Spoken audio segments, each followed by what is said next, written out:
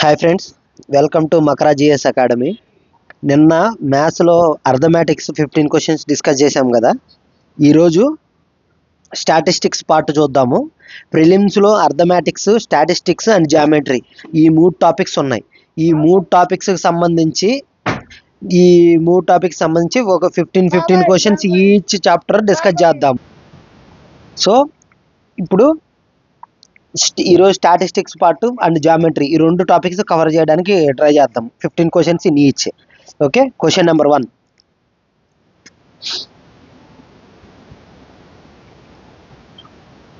Okay, what is the mean range,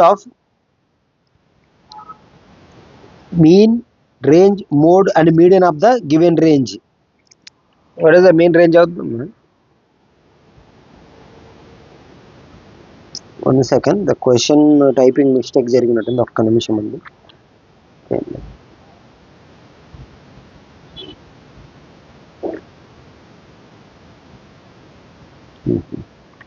what is the mean of the range, mode, median of the data given below?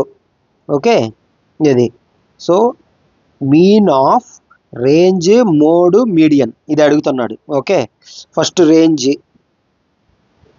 First ఇచ్చిన data ఏంటి? 5, 3. దీన్ని ఆర్డర్లో arrange చేసుకున్నాం అనుకోండి, తర్వాత మనకి ఈజీగా వచ్చేస్తుంది.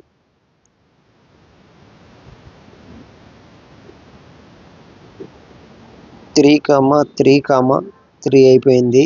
ఇంకా 4లు 2 ఉన్నాయి. 4, ఇంకా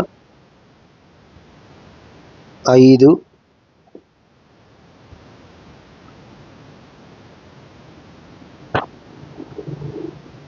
5 అయిపోయింది. తర్వాత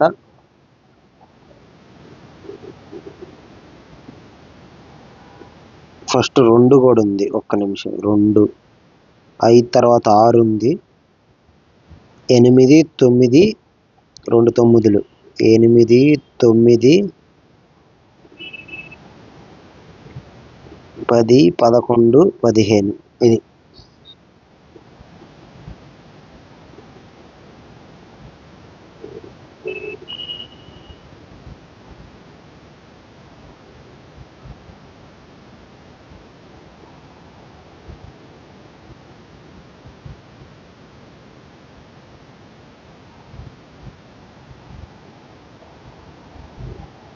ఇంకా డేటా కొంచెం మిస్ అయిందండి. ఈ 9 తర్వాత ఇంకోటి 4, 19 కూడా ఇచ్చిండు. సో అల్టిమేట్గా 4 అనేది 3 టైమ్స్ వచ్చింది. ఓకే,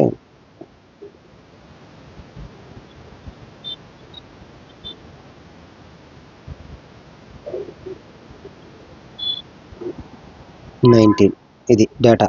ఓకే, ఇక్కడ చూద్దాం. ఇప్పుడు లెక్కపడి మోడ్ ఫస్ట్, అదే mean of the range.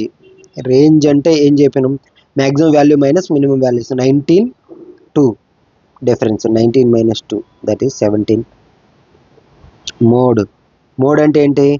The maximum number of times, maximum recurring number ఏంటి? అది 4. 3 టైమ్స్ వచ్చింది కాబట్టి అది 4, ఇంకేది లేదు. తర్వాత ఏంటి? మీడియన్ వాల్యూ ఎంత? ఇది 1, 2, 3, 4, 5, 6, 7, 8, 9, 10, 11, 12, 13, 14, 15. సో 15లో మిడిల్ వాల్యూ అంటే ఎంత? 7, 8వ వాల్యూ. 1, 2, 3, 4, 5, 6, 7, 8, 6 median value. సో వీటి మూడింటికి మీన్ ఏంటి? 17 + 4 + 6. 17 + 4 + 6 divided by 3. 17, 4, 21, 6, 27/3 that is equal to 9. So ఇది. Next question number 2. The mean of the data set is 25. If the each value is doubled the new mean will be ఏమవుతుంది అన్నాడు. For example data set x1, x2, x3, x4 4 అనుకుందాం. So దీని mean ఏమవుతుంది? x1 + x2 + x3 + x4 divided by 4. So mean value ఏమవుతుంది? So all sum of all data divided by number of the data set. So టోటల్గా ఇక్కడ 4x1 x1 plus x2 plus x3 plus x4 by 4. So next ఏమవుతుంది? New mean ఏంటంటే each data set అనేది double చేశారన్నమాట. x 2x1 అయింది, x2 2x2 అయింది. అంటే ఏంటి? 2x1 plus 2x2 plus 2x3 plus 2x4 divided by 4. So 2 common వస్తుంది, ఏమొస్తుంది? x1 plus x2 plus x3 plus x4 by 4.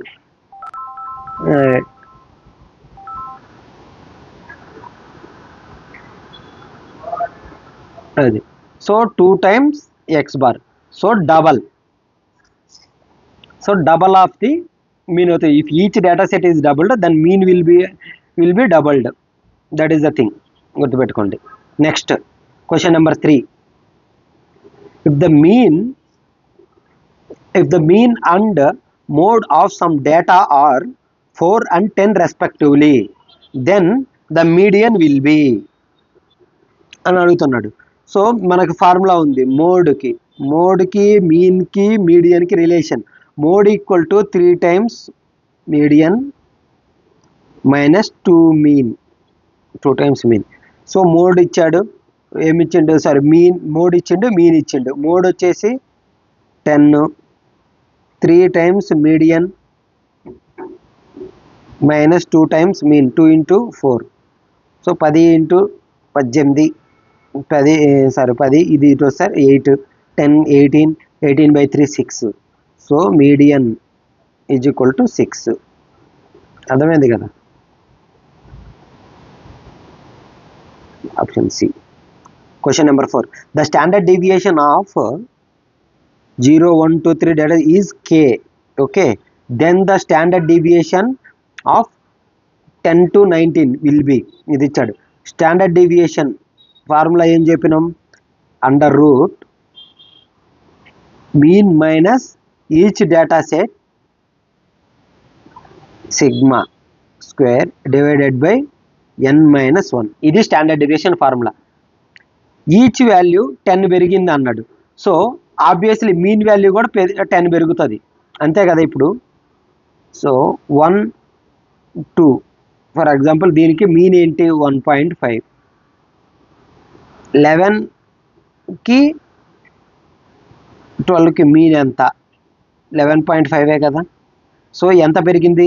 You have increased each data set 10. So 1.5కి 11.5కి ఎంత difference? 10. So each data set కనుక ఎంత value పెంచితే మీన్లో కూడా అంతే డిఫరెన్స్ ఉంటుంది. ఓకే, ఇది గుర్తుపెట్టుకోండి. సో అలాగే ఇప్పుడు సింపుల్గా ఒకటే డేటా, ఇప్పుడు ఇప్పుడు మీన్ వాల్యూ కూడా సేమ్ వాల్యూ పెరుగుతుంది. అలాగే స్టాండర్డ్ డీవియేషన్ ఎంత పెరుగుతుంది అది ఇది అంటున్నాడు. సో స్టాండర్డ్ డీవియేషన్ ఎంత ఉంటుంది అంటున్నాడు. సో మీన్ వాల్యూ ఇక్కడ x బార్ ఫస్ట్ దానికి, రెండో దానికి ఇక్కడ ఈ డేటా సెట్కి x బార్ ఏమవుతుంది? x బార్ ప్లస్ 10ఏగా మీన్ కింద డేటా సెట్కి, ఎందుకంటే each data set minus xi ఏమవుతుంది? ఫస్ట్ దానికి ఏదైతే 10 అవుతుంది, 10 ప్లస్ xi. సో ఇదేమవుతుంది? Divided by n-1 whole square under root. So ఈ 10 cancel, x bar minus xi square sigma equal to n-1. అంటే స్టాండర్డ్ డీవియేషన్ ఫార్ములా మళ్ళీ ఇదే కదా వచ్చింది. So each data set value ఎంత పెంచినా సరే స్టాండర్డ్ డీవియేషన్ మాత్రం మారదు. So the value is k. So standard deviation will be k only. So variance కూడా మారదు. వేరియన్స్ కంటే standard deviation square, so k square అవుతుంది ఒకవేళ అడిగితే. Find the median of the given set of numbers. 2, 6, 6 ఇది type కరెక్ట్గా చేశాను, sorry for typing errors అండి కొంచెం. 2, 6, 6, 8, 4, 2, 7, 9 ఇది ఓకే, కరెక్ట్గానే టైప్ చేసాం. ఓకే, దీనికి మీడియన్ ఎంత అని అడుగుతున్నాడు. సో ఇలాగ ర్యాండమ్ సెట్ ఇచ్చినప్పుడు arrange in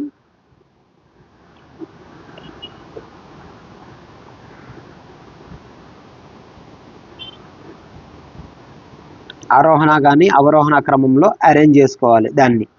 increasing order or decreasing order. 2 2 4 అయిపోయింది.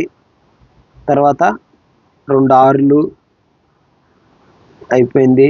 7 8 9 ఇది. సో ఇది డేటా సెట్. ఒక్క నిమిషం అండి, net.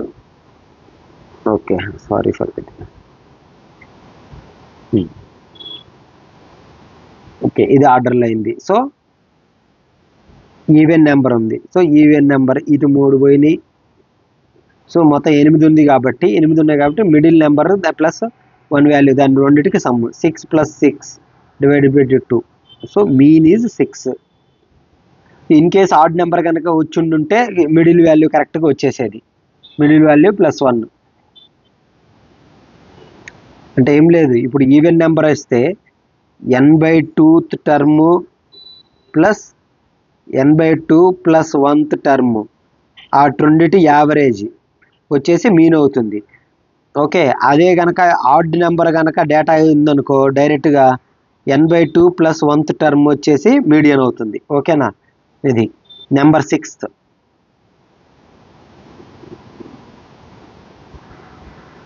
Number 6. So the mean of 4 numbers is 37. The mean of smallest 3 of them is 34.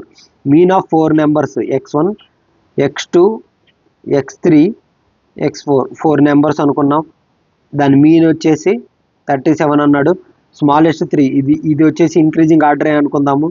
Smallest 3 x1, x2 + x3. Smallest 3 of them mean వచ్చేసి = 34 అన్నాడు. అయితే the range of the data is, range అంటే maximum value minus minimum value, x4 - x1 = 15. ఇది ఒక relation. అలాగే what is the mean of the largest 3? Mean of the largest 3 అంటే x2 + x3 + x4/3. ఇది మనకు కావాలి. ఓకేనా. సో వీటి రెండింటిని బట్టి మనం ఇక్కడ x4 కనుక్కోవచ్చా? ఎలాగూ దీని బదులు ఇది సబ్స్టిట్యూట్ చేస్తే ఎంత? 34 × 3 ఇంతే కదా. ఇది క్రాస్ మల్టిప్లై చేస్తే సో అక్కడ x1, x2, x3 బదులు x1 + x2 + x3 = 34 × 3. ఇది ఇక్కడ సబ్స్టిట్యూట్ చేసుకోవచ్చు దీని బదులు. అంటే దాని బదులు 3 × 34 x1, x2, x3కి, x1 + x2 + x3కి దీని బదులు సబ్స్టిట్యూట్ చేసాం. ఇది ప్లస్ x4 4 కనుక అటుపోతే 37 × 4. సో దీన్ని బట్టి x4 = ఏమవుతుంది? 37 × 4 3 4 12 128 148 మైనస్ 34 3 102. సో ఎంత వస్తుంది? x4 = 46. అంతేగా, x4 = 46. x4 - x1 = 15 ఇచ్చాడు. సో దీన్ని బట్టి x1 ఏమవుతుంది? 46 - 15. సో ఏమవుతుంది? 31. సో x1 వచ్చేసి 31 అయింది. ఓకే, x1 31 అయింది. x4 వచ్చేసి ఇది ఏమంటారు, సింపుల్గా x4 వచ్చేసి 46. ఇక్కడే సబ్స్టిట్యూట్ చేసుకోవచ్చు. మనకు కావాల్సింది ఏంటి? లాస్ట్ 3 నెంబర్స్కి x1 తెలుసు, x4 తెలుసు. x1 వచ్చేసి 31 అయింది.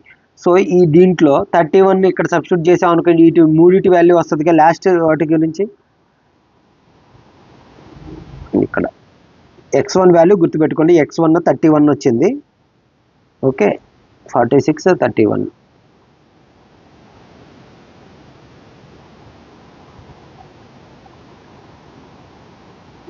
x1 = 31 వచ్చింది. సో మనకు అడిగింది ఏంటంటే x2 + x3 + x4/3 ఈ వాల్యూ ఎంత అని అడిగాడు. అంతేగా, last 3 digits. So x1 + x2 + x3 + x4/4 = 37. x1 value అంటే 31 ప్లస్ దీన్ని మొత్తాన్ని కలిపి ఇలా అనుకుంటున్నా ఇది మాటికి రాయడానికి. ఇది ఈక్వల్ టు 37 × 4 మనకి x/3 కావాలి. సో దీన్ని ఇటు తీసుకొస్తే x ఈక్వల్ టు 37 × 4 మైనస్ 31 /3 అనుకుంటే /3 సేమ్ వస్తుంది 37 మళ్ళీ సేమ్ ఎంత 37 అంటే 148 మైనస్ 31/3 148/3 31 అంటే 130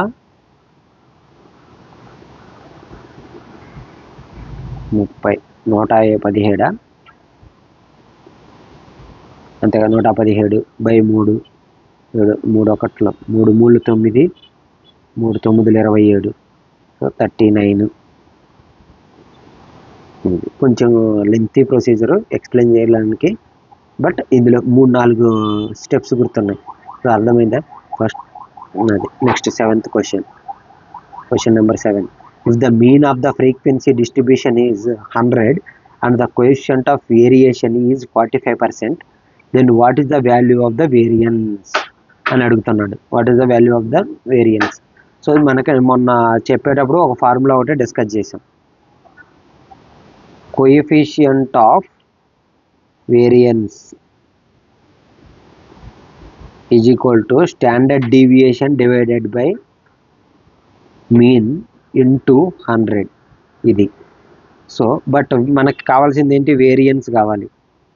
variance is equal to standard deviation square, ఇది ఫార్ములా. సో మనకి కోఎఫిషియంట్ ఆఫ్ వేరియన్స్ ఇచ్చాడు, మీన్ ఇచ్చాడు. ఇది దీని నుంచి స్టాండర్డ్ డీవియేషన్ కాకుండా దాన్ని స్క్వేర్ చేసుకోవడమే కదా. కోఎఫిషియంట్ ఆఫ్ వేరియన్స్ ఎంత ఇచ్చాడు? 45%. Is equal to standard deviation divided by mean ఎంత? 100 ఇంటూ 100.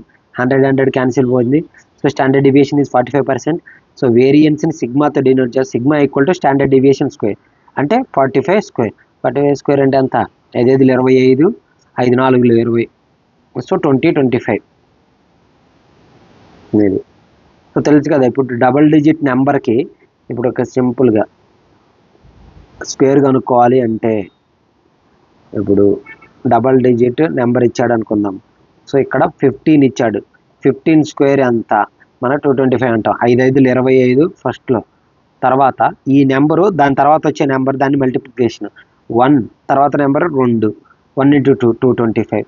అలాగే 35 స్క్వేర్ అంటే 5 5 25, ఇది ఇంటూ దాని తర్వాత వచ్చే నెంబరు 3 4 12 1225. ఇలాగా 45 ఏంది?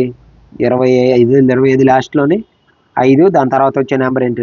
5 4, దాని తర్వాత వచ్చే number 5 4 5 20 20/25 like this. So square లాస్ట్లో double digit number okay 5 last 5 ఉన్నప్పుడు దానికి స్క్వేర్ చేయాలంటే ఇది పద్ధతి. ఓకే ఈజీగా, లేదంటే మల్టిప్లై చేసుకోవచ్చు. What is the range of the data set? 10 5 8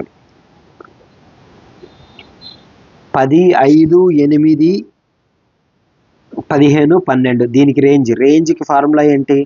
range of the data set equal to highest value minus least value. So దీన్ని ఫస్ట్ అరేంజ్ చేసుకోవచ్చు, లేదంటే డైరెక్ట్గా 5 లీస్ట్ వాల్యూ వచ్చేసి 5, highest value 15. So highest 15 minus 5. So 15 minus అంటే 10. Okay next 9. What does the term percentile refers to? Percentile అంటే మొన్న చెప్పిన percentile అంటే certain the data 30% the data falls below that అనే దాన్ని డిఫైన్ చేయడానికి పర్సంటైల్ అనే పదాన్ని వాడతారు అనమాట. అంటే ఫర్ ఎగ్జాంపుల్ 100% అన్నామంటే ఇచ్చిన డేటా మొత్తం ఇప్పుడు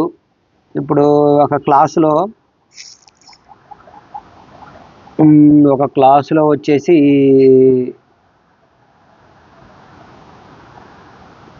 50 మెంబర్స్ ఉన్నారనుకుందాం. 50 మెంబర్స్. ఓకే 50 మెంబర్స్ ఉన్నారు. ఓకే దాంట్లో నాకు 15th పర్సెంటైల్ మార్క్ కావాలి, 50th పర్సెంటైల్ మార్క్ కావాలి అన్నాడు అని అడుగుతున్నాడు అనుకుందాం. సో 100 మార్క్స్కి ఎగ్జామ్ పెట్టిండు. ఓకే, 100 మార్క్స్ ఎగ్జామ్ పెట్టిండు. మార్క్స్తో ఇక్కడ సంబంధం ఉండదు. సో 50th పర్సెంటైల్ మార్క్స్ ఎంత అని అడిగాడు. అంటే దాని మీనింగ్ ఏంటంటే 50 మంది కదా ఉంది, 25 మంది 25 మెంబర్స్. ఓకే, 25 మెంబర్స్ ఎంత మార్క్స్ గెయిన్ చేశారు. ఫర్ ఎగ్జాంపుల్ దీని గ్రాఫ్ గీసినప్పుడు 25% మందికి అట్లీస్ట్ 50% అంటే 25 మంది వరకు దగ్గర దగ్గర 70 మార్కులు సాధించారు అనుకుందాం. 70 పైన ఇంకొక 25 మంది ఉన్నారు. అంటే 70 to 100 మార్క్స్ వచ్చిన వాళ్ళు 25 మంది అయితే 70 లోపు 25 మంది ఉన్నారు. ఇది 50th పర్సెంటైల్ అంటే. అదే 75% అనుకుందాము. So 80 marks. సో అందులో 75% 3/4 లేకపోతే 80% అనుకుందాము. 80% ఈజీగా ఉంటుంది. 80% 4/5 × 100 అంటే 40 మెంబర్స్. 40 మెంబర్స్కి ఎన్ని మార్కులు వచ్చాయి? 40 మెంబర్స్ అంటే ఆ 40% of the class falls below that mark అనమాట దాని మీనింగ్. అది 80 పర్సెంటైల్కి. ఓకేనా, అంటే సర్టెన్ పర్సెంటేజ్ ఫాల్స్ బిలో అన్నట్టు. ఇప్పుడు 50 వాల్యూస్ అన్నీ. Next inter quartile range of the data set. Quartile range అని ఏదో చెప్పిన, అంటే 4 ఇచ్చిన డేటాను మొత్తాన్ని 4 క్వార్టర్స్గా డివైడ్ చేసుకోవాలి. ఓకే, ఇక్కడ 5 డేటా ఇచ్చిండు. దాన్ని ఫస్ట్ ఏదైనా ఇంక్రీజింగ్ ఆర్డర్ డిక్రీజింగ్ ఆర్డర్లో అరేంజ్ చేసుకోవాలి. 12, 15, 18, 20, 25, 20, 25 ఇది. సో ఇది ఫస్ట్ క్వార్టర్ మొత్తము, ఇది రెండో క్వార్టర్, ఇది మూడో క్వార్టర్, ఇది నాలుగో క్వార్టర్. ఓకే, ఇది. So Q1, Q4. Okay, 4 quarters వచ్చినాయి కదా. సో ఇంటర్ క్వార్టైల్ అంటే Q4 average minus Q1 average. So Q4 average ఎంత? 20-25 యావరేజ్ 22.5. 12కి 15కి యావరేజ్ ఎంత? 27/2 13.5. సో ఎంత వస్తుంది? 0.5 పోతే 13 పోతే 12 9 ఇది. So what is the standard deviation of the data set? ఇది చూద్దాం. అది so standard deviation of the data set is equal to √σ mean minus xi square by n-1. ఇది ఫార్ములా. ఓకేనా, ఫస్ట్ ఇచ్చిన డేటా సెట్కి ఈ ఫార్ములా తర్వాత రాద్దాము. ఇది చెప్పడానికి ఇచ్చిన డేటా సెట్ రాసుకుందాము. So mean first. మీన్ అంటే దీట్ sum, entire sum divided by number అంటే 5. సో 13, 8, 18, 21, 15, 36 ఒక 20, 56 ఒక 19 అంటే 65, 75/5 అంటే ఎంత? 15. Mean value 15. So next sigma x bar minus xi bar square అంటే డివైడెడ్ బై n-1. ఇదే కదా కావాల్సింది మనకి. ఫస్ట్ ఇది చూద్దాము. ఫస్ట్ 15 మైనస్ 8 ఎంత? 7 square plus 15 minus 13 2 square plus 15 minus 15 square 0 square plus 15 minus 19 square -4 square plus 15 minus 20 -5 square divided by n-1 అంటే టోటల్గా 5 - 1 4 ఇది. సో 7 49 ఒక 4 53 53 ఒక 16 69 69 ఒక 25 69 25 89 94 94/4 అండర్ రూట్ 2 2 47 47 అంటే 23.5 under root 23.5 less than 5 more than 4 ఆప్షన్లు ఏమున్నాయి, ఇది కాదు ఇది కాదు, మోర్ దాన్ 4, ఇది ఒకటి, ఇది 4 ఇచ్చింది ఎగ్జాక్ట్. సో 4.8 ఇది. So what is the kurtosis of a normal distribution? Kurtosis of a normal distribution అంటే కుర్టోసిస్ అనేది నార్మల్ డిస్ట్రిబ్యూషన్ అనేది సిమ్మెట్రిక్గా ఉంటుంది అటు ఇటు. సో కుర్టోసిస్ అంటే దాన్ని టెయిల్డ్నెస్. ఇప్పుడు మనము skewed left tilted left positively distributed curve, negatively distributed curve అంటాం. అంటే ఇది టైల్ ఇలాగా ఫస్ట్లో చాప్టర్ చెప్పినప్పుడు. అంటే దిస్ ఈజ్ రైట్ టైలింగ్, ఇది లెఫ్ట్ టైల్ ఇలాగా. సో ఈ టైల్ ఇది నార్మల్ డిస్ట్రిబ్యూషన్ అంటే సిమ్మెట్రిక్గా ఉంటుంది అనమాట. టైల్ అనేది రెండు వైపులా సేమ్ ఉంటుంది. సో కుర్టోసిస్ ఆఫ్ నార్మల్ అంటే కుర్టోసిస్ అనేది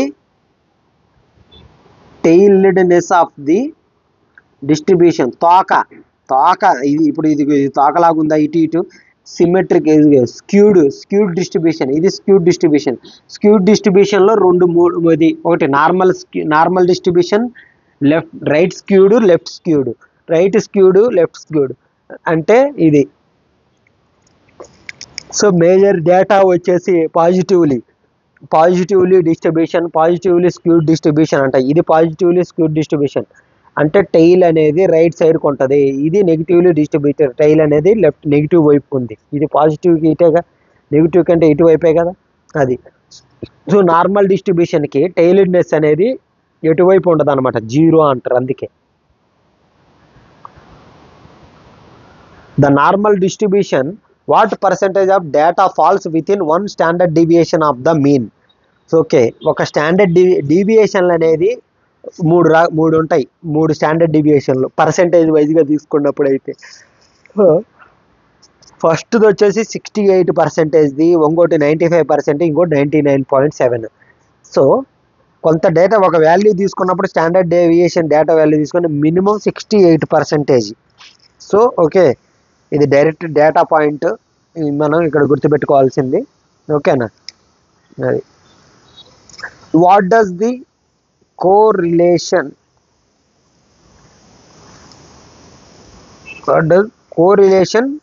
కోఎఫిషియంట్, యాక్చువల్లీ ఇది కోరిలేషన్, ఇక్కడ correlation what does the correlation ఇక్కడే ఉంది, relation coefficient sorry, the spread of the strength of one direction linear relationship between two variables, the difference between the mean, okay, the spread of the data point and this with the proportion.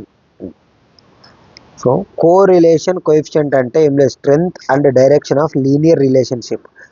Pressure is directly proportional to T, so e both are in, so P equal to constant KT. దీనికి relation graph draw చేసినప్పుడు ఒక linear డైరెక్షన్లో వెళ్తుంది. Then pressure is 0, temperature difference is 0 అంటాం. P equal to అలాగా. So ఈ రెండింటికి linear relation తెలియజేస్తుంది. అలాగే కోరిలేషన్ కోఎఫిషియంట్ అనేది the strength and direction of linear relationship between 2 variables. ఇక్కడ pressure is variable, temperature is variable. ఈ రెండింటికి లీనియర్ వేరియబిలిటీ ఉంటుంది కాబట్టి ఆ రిలేషన్ని డైరెక్షన్ అండ్ స్ట్రెంగ్త్ అంటే ఎంత స్ట్రాంగ్గా ఈ రిలేషన్ ఉంటుంది అనేది దాన్ని రిప్రజెంట్ చేస్తుంది అనమాట. Okay, how is the median affected by extreme values in the data set? Extreme values, median అనేది ఎక్స్ట్రీమ్ వాల్యూస్ మీద డిపెండ్ అవుతుంది. దాన్ని మనము మీడియన్ అంటే మిడిల్ వాల్యూని మనకు అనుకునేది. సో ఎక్స్ట్రీమ్ వాల్యూస్ అంటే like first value, second value ఇలాంటివి అనుకోవచ్చు, లాస్ట్ వాల్యూ. సో ఈ వాల్యూస్ కనుక చేంజెస్ ఉన్నప్పుడు మిడిల్ వాల్యూ మీద ఏం ఎఫెక్ట్ అవుతుంది అంటాడు. నో ఎఫెక్ట్ అని చెప్పొచ్చు. But when there are only 2 data values, so extreme values ఉన్నప్పుడు దాని మీడియన్ ఏమవుతుంది? అవి 2 ఎక్స్ట్రీమ్ వాల్యూస్. ఇప్పుడు ఓన్లీ డేటాలో 2,5 ఉంది. ఓకే, ఈ 2,5 ఇచ్చినప్పుడు ఈ రెండింటి డేటా వాల్యూస్ అనేది ఎక్స్ట్రీమ్ వాల్యూస్ కూడా అవే. ఓకే, సో ఇప్పుడు వీటిలో ఏ చేంజెస్ తీసుకొచ్చినా మీడియన్లో చేంజ్ ఉంటుందా లేదా? మీడియన్ వచ్చేసి దీనికి ఏంది 3.5. సో ఈ రెండిట్లో చేంజ్ చేస్తే మీడియన్లో కూడా వాల్యూ చేంజ్ అవుతుంది. సో ఎక్స్ట్రీమ్ వాల్యూ చేంజ్ చేసినప్పుడు ఇది ఎఫెక్ట్ అవుతుంది. బట్ లార్జ్ డేటా సెట్ ఇచ్చినప్పుడు ఎక్స్ట్రీమ్ వాల్యూస్ ఎంత చేంజ్ అయ్యి మిడ్ వాల్యూ అని మారుతుందా? I will take for example 3, 5, 7, 9, 11, 13, 17. ఇక్కడ ఎక్స్ట్రీమ్ వాల్యూస్ చేంజ్ చేశాను అనుకుందాము. ఓకే, ఏమన్నా మారుతుందా? లేదంటే ఎక్స్ట్రీమ్ వాల్యూ చేంజ్ చేసినప్పుడు దానికి ఇంక్రీజ్ డిక్రీజ్ చేసినప్పుడు మిడ్ వాల్యూ అనేది అటు ఇటు జరగడం జరుగుతుంది. ఓకే, దీని 3ని కాస్త నేను 5 చేశాను అనుకుందాం ఫర్ ఎగ్జాంపుల్, లేదంటే 8 చేశాను అనుకుందాము. సో 5 ఇటు వచ్చేసిద్దిగా. సో ఇక్కడ ఏంటంటే మినిమల్ ఎఫెక్ట్ అనేది ఉంటుందని చెప్పొచ్చు. ఓకే, అది. సో ఇది దీంతో స్టాటిస్టిక్స్ పార్ట్లో 15 క్వశ్చన్లు మనం డిస్కస్ చేసాము. దీంతో అర్థమెటిక్లో 15 అయిపోయింది, స్టాటిస్టిక్స్లో 15 అయిపోయింది. సో నెక్స్ట్ వీడియోలో జామెట్రీ క్వశ్చన్స్ డిస్కస్ చేద్దాం. Until then bye bye. Videos కనుక జస్ట్ మీకు నచ్చుతున్నట్లయితే జస్ట్ దీంట్లో రివ్యూస్ పెట్టండి. మీకు ఇంకా ఏమి కావాలి, ఎలాంటి ఏమి ఉంటే దాని మీద మేము ఫర్దర్గా డిస్కస్ చేద్దాము. ఓకేనా? Until then.